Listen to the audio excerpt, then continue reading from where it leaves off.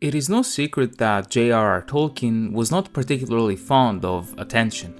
The interviews he gave were very selective, and the language that he used was always precise, which makes sense for a philologist.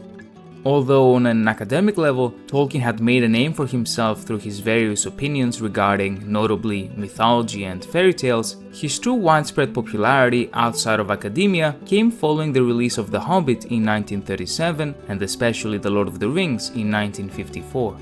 To describe these works as a smashing hit would be an understatement, and as with any hit, they attracted the attention of people who became fans across the entire world.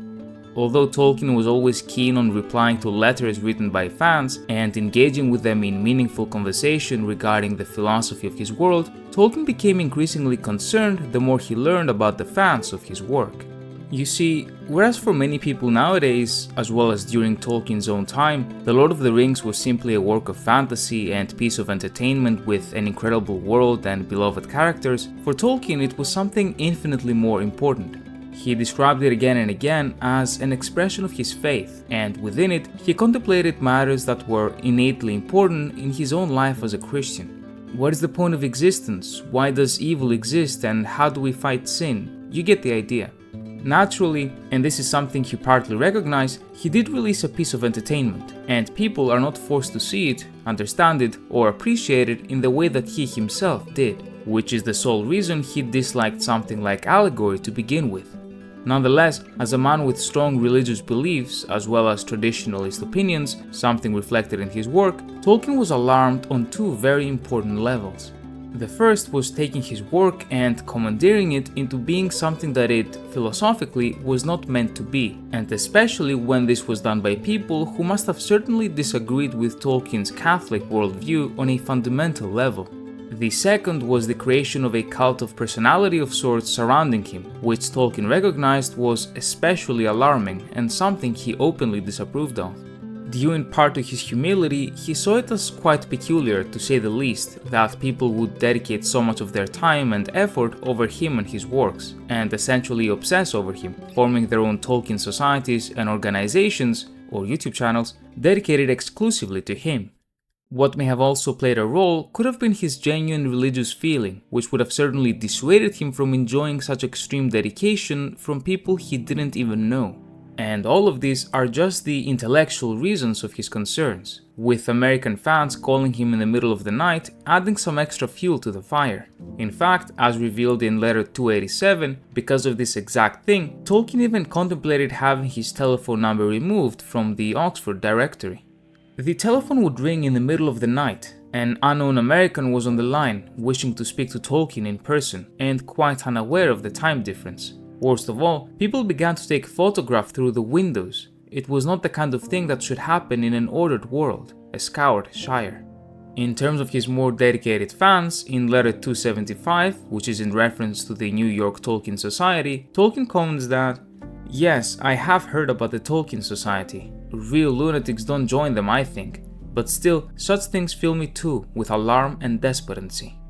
Notably, he was very concerned to learn that people had been wearing replicas of the One Ring and other similar artifacts of Middle-earth, seeing them as evil and something particularly weird to have. This feeling that he had became the most apparent through letter 343, written in 1972, in which he writes that, "I am glad to know that you were awarded a prize, but not surprised that it proved useless. I had a similar disappointment when a drinking goblet arrived from a fan, which proved to be of steel engraved with the terrible words seen on the ring. I, of course, have never drunk from it, but use it for tobacco ash." The growing heights of popularity experienced by The Lord of the Rings happened to coincide with the ever-growing hippie and counterculture movements that spread primarily in the United States, many of whose supporters happened to borrow elements from The Lord of the Rings and were fans of the work.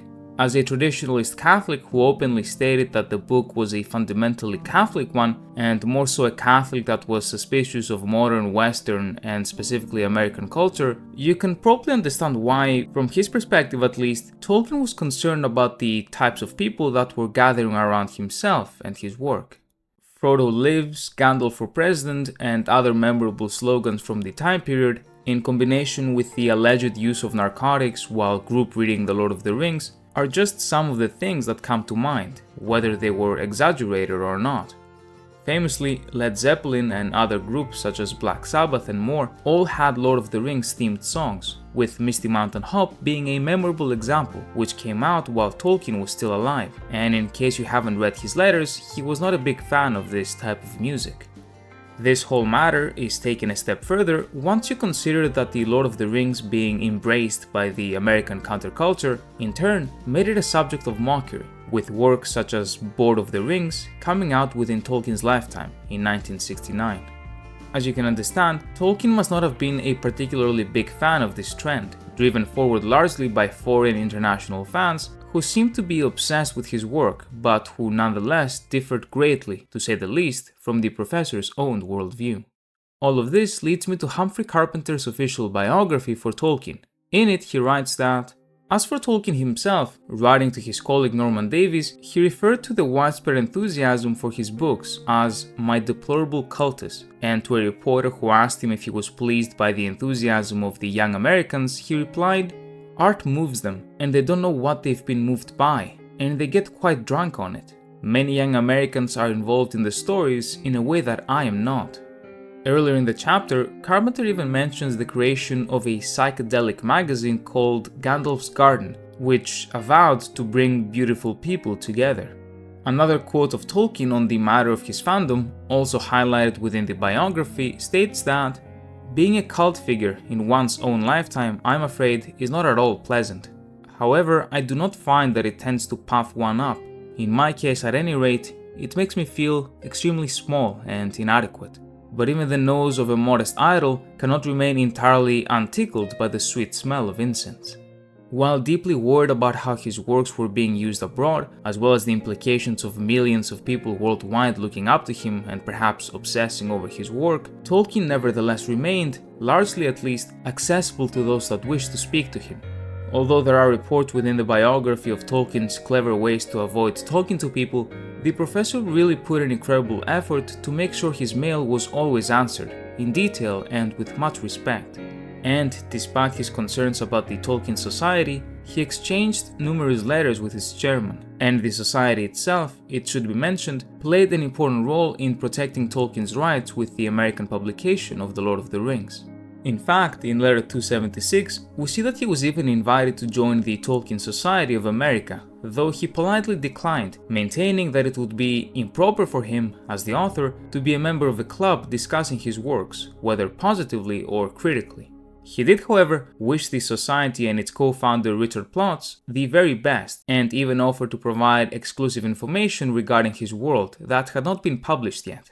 In the end, I believe, based on his own words and those who knew him, Tolkien would have been and was unsettled by celebrity status of any kind, especially though what he was particularly concerned about, perhaps even on a societal level, was obsession, and especially obsession that proved antithetical to the nature and spirit of his works.